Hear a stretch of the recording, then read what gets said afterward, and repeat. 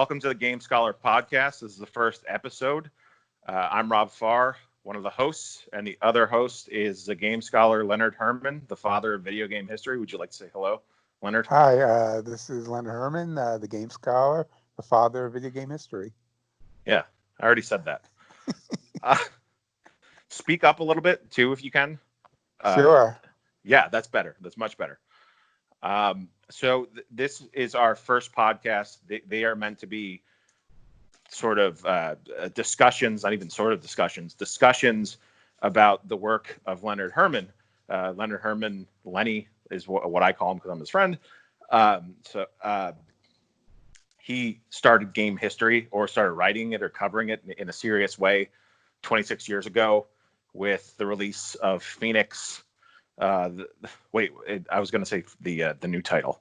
Phoenix, the original title was Phoenix, the Fall and Rise of Home Video Games. Home video games or just video games? First edition was home video games. Really? I did not know that. Look at that. Yes, it is. Huh. Some trivia, some breaking news right here. And so you've been so this podcast is in part about your work, the work that you've done previously, and it's also about the new work that you'll be doing. So we'll be discussing different articles, like an epic piece that is coming out soon. But this podcast, this episode today is meant to give you a little bit of background on Leonard, and also to give you a hint of what's in store with the website, with the podcast, and hopefully it's a compelling enough pitch that you actually follow us. I imagine you probably follow us anyway if you're hearing this right now, but send it to your friends so they can follow us too. Leonard, tell the audience a bit about your history. Who are you, and why should they pay attention? Okay. As he said, I'm the father of video game history. I wrote the first book on video game history back in 1994. As we said, it was Phoenix, the Fall and Rise of Home Video Games. It was the first ever serious comprehensive book on video game history. Nobody had ever done it before that. Previously, there were video game books that came out in the 80s, such as Steve Bloom's Video Invaders and George Sullivan's screenplay, The Story of Video Games. But both of them were just general video game books. And each one had only one chapter dedicated to the history of video games. So when my book came out in 1994, it was the first book solely devoted to the entire history of video games, not just one company. Do you so those other books that you mentioned why do you think they skipped out on game history? Was it just because there wasn't a lot of history to recount, and the people who would have been buying the book would have been fairly familiar? Or I don't know if they would be fairly familiar, just probably nobody even cared. The industry was, 10 years old? Yeah. People want to know about video games. They really didn't care about the very limited history. Even my book came out when video game history was only 20 years old. And I was told by several publishers that the industry was too new for there to be a book about video games. And go into the publisher thing. So you self-published Phoenix, and I guess all editions.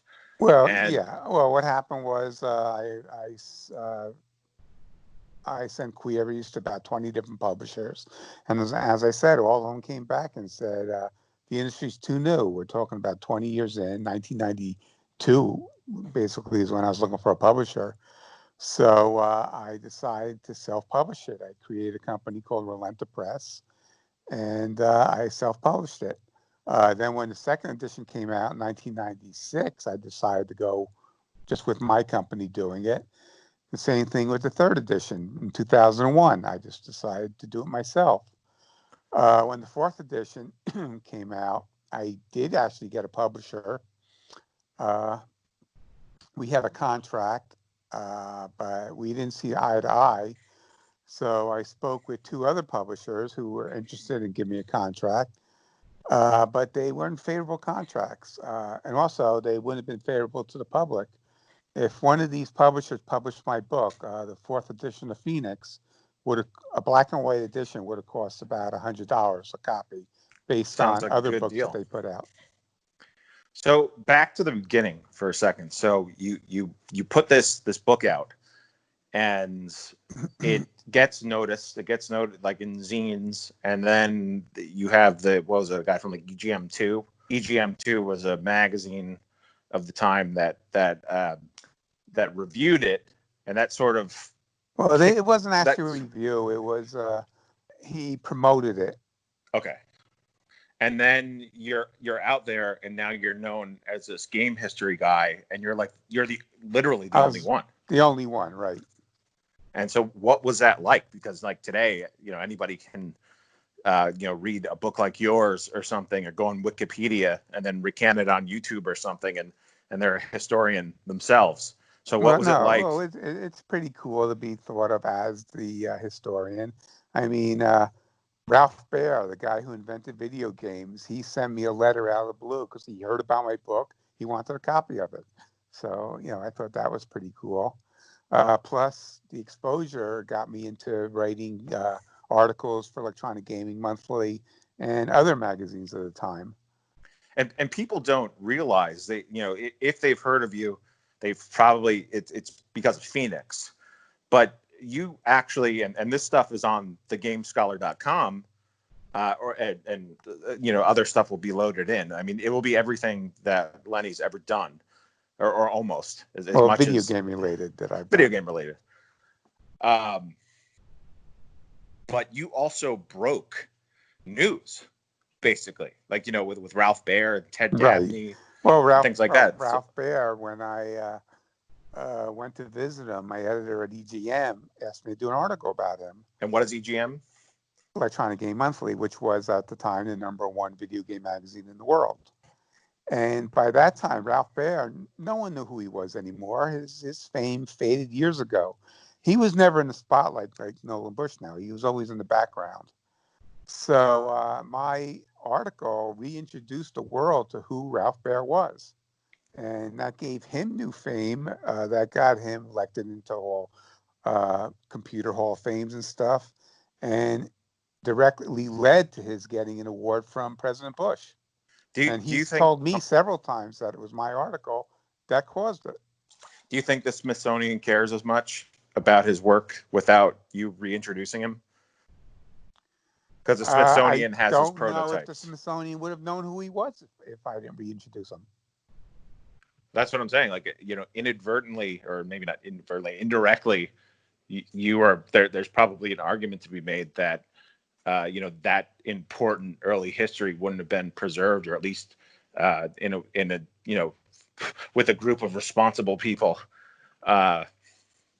if not for you getting Ralph out there again.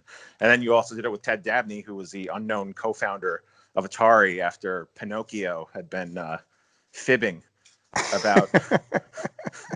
That was the one quandary I had when I did the article about Ted, and I was saying, should I get Nolan's side of the story? And then I said, well, Nolan has told his side of the story for 30 years. It was Ted's turn. And that came out even better because Ted contradicted so many things that Nolan had said that had become part of Atari lore. So, and by the way, when you say side for Nolan, it's plural. It's sides, depending on when you talk to him. Considering he changes his story so much, he does. He's a bullshitter. Sorry. Well, the famous story I always tell is one of the most famous stories of Atari lore was that Nolan took his infant daughter out of her bedroom and turned the bedroom into a lab. And when I talked to Ted, Ted said, no, it was my daughter we took out of her bedroom.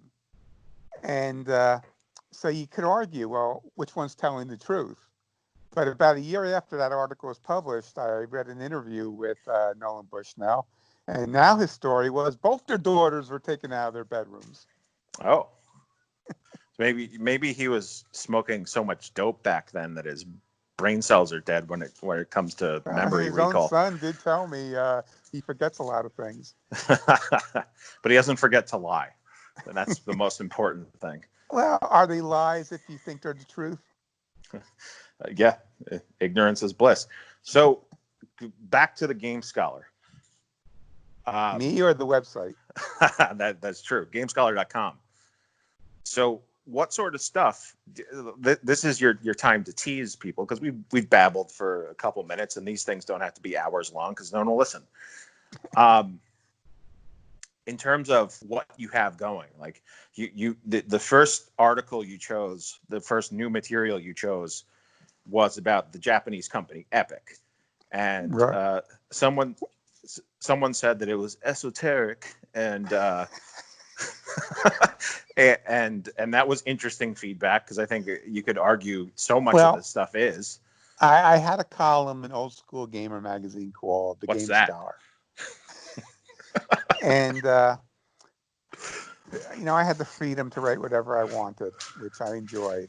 And my next article was going to be about Epic, which I think is a pretty important Japanese company that nobody ever heard of. Yeah. And but the publisher of Old School Gamer felt that mainstream retro gamers wouldn't be interested in it, so Did they he, were trying to push articles for me to write, and I was adamant, no, I want to write this article.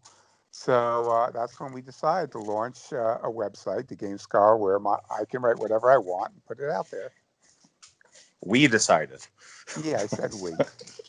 No, I'm saying it's funny. We didn't decide. You decided. It was your idea. Well, kind of, but you had to decide to do it. Um, But that's so anyway. So then beyond that, I decided to put it as a repository for all the stuff I've written. Of course, there's a lot of stuff that's out of print that people might be interested in, especially the Ralph Baer article or the Ted Dabney article. we just got a question in because people are listening live. Apparently, what is a mainstream retro gamer? What I've never heard of that before. What the hell is that?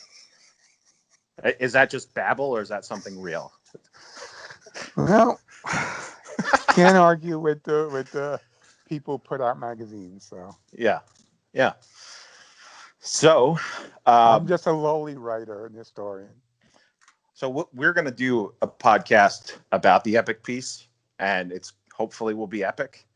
But that'll be for another day. But you have other stuff that you've been thinking about. Like give people a taste so they can come back.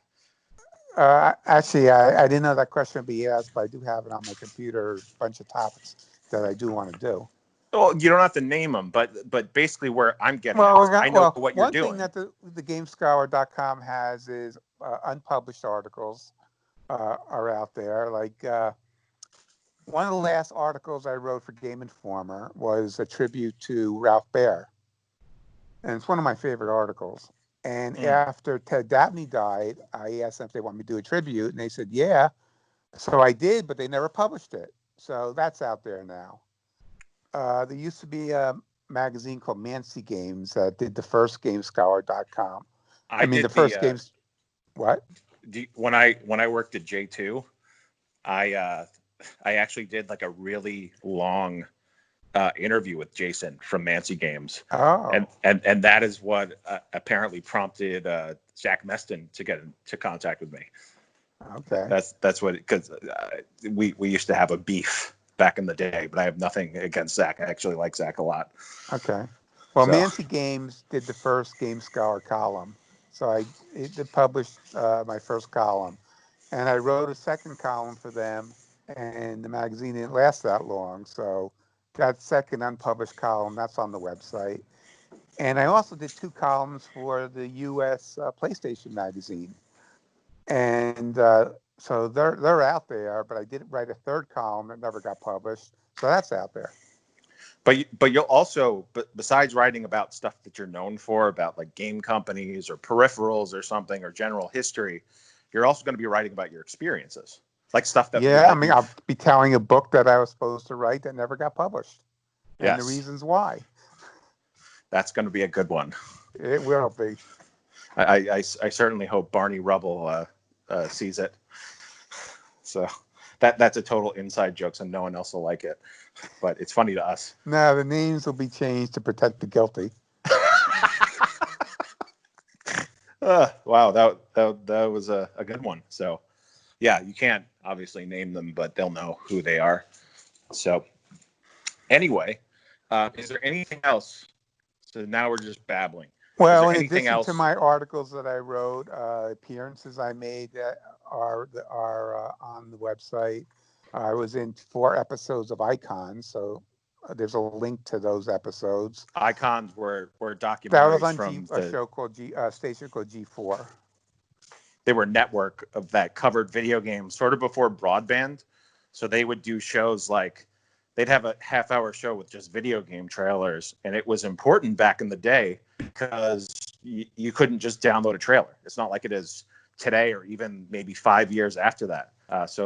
It was valuable, and I think gamers did watch it for a time because there was nothing else to watch. But then they just put like wall-to-wall cops and shit like that on their channel. So not And quite gaming. another thing on there is a little introductory to the Game Scholar. Tells how I became the Game Scholar. How I've been the Game Scholar since the year 2003, and it's well documented.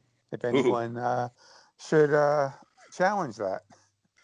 yeah, yes. And I'm sure people are clamoring to know the ins and outs of the name. So we'll also be doing podcasts. We might be doing some video stuff. There is some video stuff that's not been seen that will go out too. And really, again, we'll probably have podcasts talking about other stuff that that are current events or something. If it's history related, it doesn't matter if it's related to video games and history, and we might be covering it, or Lenny might be covering it. And I And also wrote game manuals, so they're all out there now for you to download. ooh, Mm-hmm. do you have the copyright for that? Are you allowed to do that, or will some independent guy who sold 10 copies sue you?